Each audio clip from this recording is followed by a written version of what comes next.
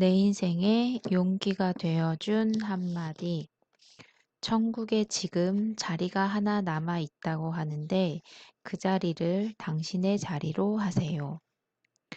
친지의 장례식에 참석했을 때의 일입니다. 맑게 웃는 고인의 영정 앞에 절을 하고 유족들의 손을 잡자 유족들이 주르르 눈물을 흘렸습니다. 특히 고인의 따님이 너무 슬피 울어 마음속으로 지금 아빠는 천국에 가 계실 거야 하고 말했습니다. 화장장에서 고인의 유해가 한지에 곱게 쌓여 어린 상주의 품에 안겼을 때도 마음속으로 이렇게 말했습니다. 그리고 그날 서울로 돌아오는 고속버스 안에서 내내 천국에 대하여 생각했습니다. 아빠는 천국에 가셨을 것이라고 말했지만 내가 말한 천국은 어떠한 곳이며 그 천국은 과연 존재하는가 하는 생각이 가시질 않았습니다. 그때 제가 중학생일 때 학교 예배 시간에 교목님이 들려주신 천국 이야기가 불현듯 떠올랐습니다.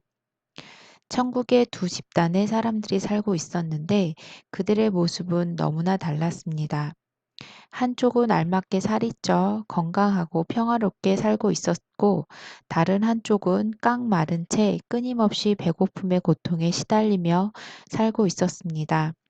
그래서 한쪽에는 식사가 제공되지 않는가 하고 살펴보니 그렇지는 않았습니다.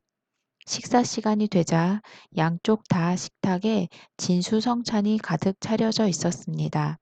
다만 식탁 위에 놓인 숟가락과 젓가락의 길이가 너무 길어 입에 음식을 떠 넣을 수 없었는데 그런 조건도 양쪽 다 똑같았습니다. 그런데 한쪽은 다들 배불리 먹고 다른 한쪽은 먹지 못해 여전히 배고픔에 시달리고 있었습니다. 그것은 밥 먹는 방법이 서로 달랐기 때문입니다. 한쪽은 숟가락으로 음식을 떠서 자기 입속으로 가져가는 게 아니라 다른 사람의 입속에 넣어 주었습니다.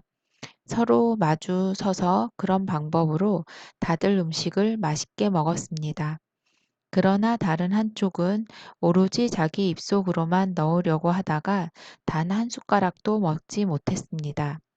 교목님은 이 이야기 끝에 사람은 서로 사랑으로 돕고 살아야 살 수 있다.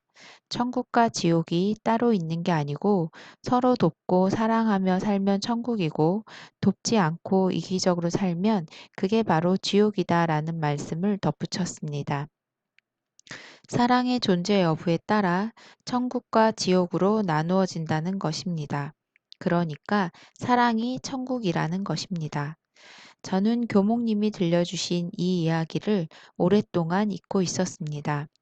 천국을 죽음 이후에 갈 수 있는 어떤 특정한 공간 개념으로만 인식하고 있었습니다. 천국은 죽은 이들이 모여 사는 곳, 우리가 살고 있는 이런 지상이 아니라 천상, 그것도 절대자가 존재하는 우주의 한 공간 속에 있는 것이라고 막연히 생각하고 있었습니다. 영화로도 만들어진 천국의 책방이라는 일본 소설이 있습니다. 이 소설 속에는 죽은 이들이 사는 천국이라는 특정 공간이 있습니다.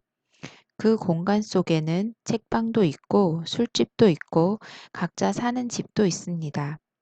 현재 우리가 살고 있는 현실 공간과 똑같은 공간입니다. 저는 천국의 책방을 책으로도 읽고 영화로도 보면서 천국의 시간과 공간이 따로 존재하는 게 아니라 제가 몸과 마음의 닻을 내리고 사는 이 현실의 시간과 공간이 바로 천국이라는 생각이 들었습니다. 사람이 살아가면서 나이가 든다는 것은 천국에 대한 개념도 성숙해지는 것이라고 생각됩니다.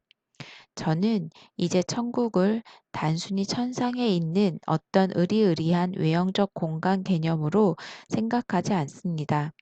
제가 살고 있는 현재 이곳이 바로 천국이며 현재 지니고 있는 제 마음이 바로 천국이라는 사실을 깊이 인식합니다. 그런데 그런 인식을 하기엔 문제점이 하나 있습니다. 그것은 현재라는 천국에 살면서도 제가 끊임없이 굶주림에 허덕인다는 사실입니다.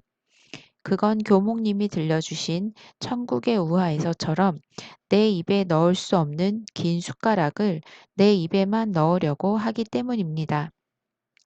그 숟가락은 다른 사람의 입에 밥을 넣어주기 위한 것인데도 늘 나부터 먼저 먹으려고 한다는데 문제가 있습니다. 그것은 제 사랑의 부재를 의미합니다. 결국 제게 천국이 존재하지 않는다는 것을 의미합니다. 그래서 저는 현재라는 천국에 살면서도 하루하루 지옥 한가운데서 살고 있습니다. 물론 사랑을 거창한 그 무엇으로 생각하지는 않습니다.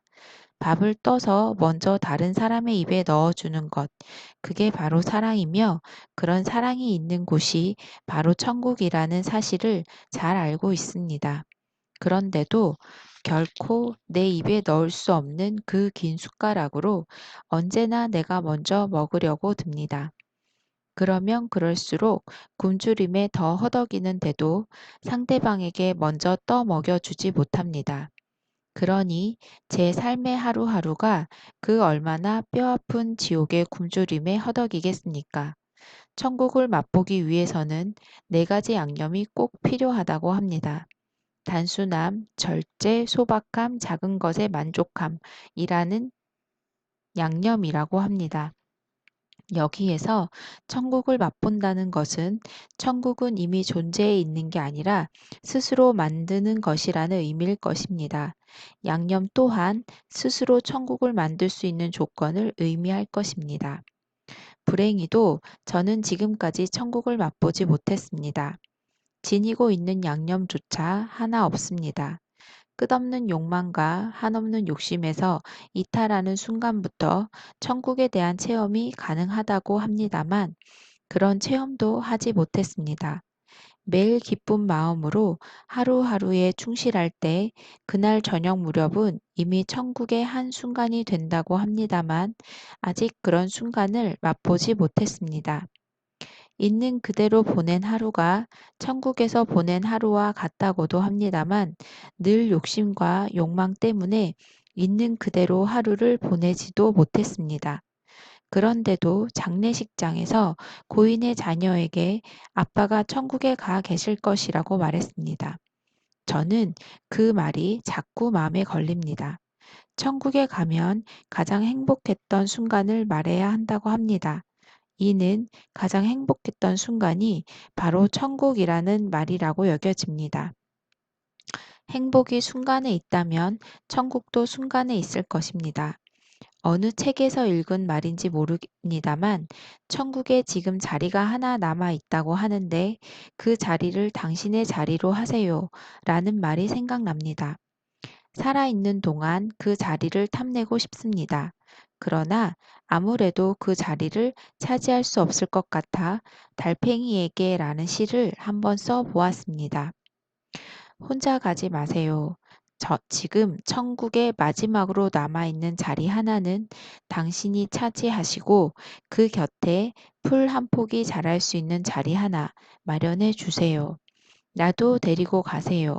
내 비록 있는 그대로 하루를 보낸 적 없어 있는 그대로 보낸 하루가 천국에서 보낸 하루와 같은지 알 수 없으나 그저 당신 곁에서 묵묵히 듣고 있겠어요.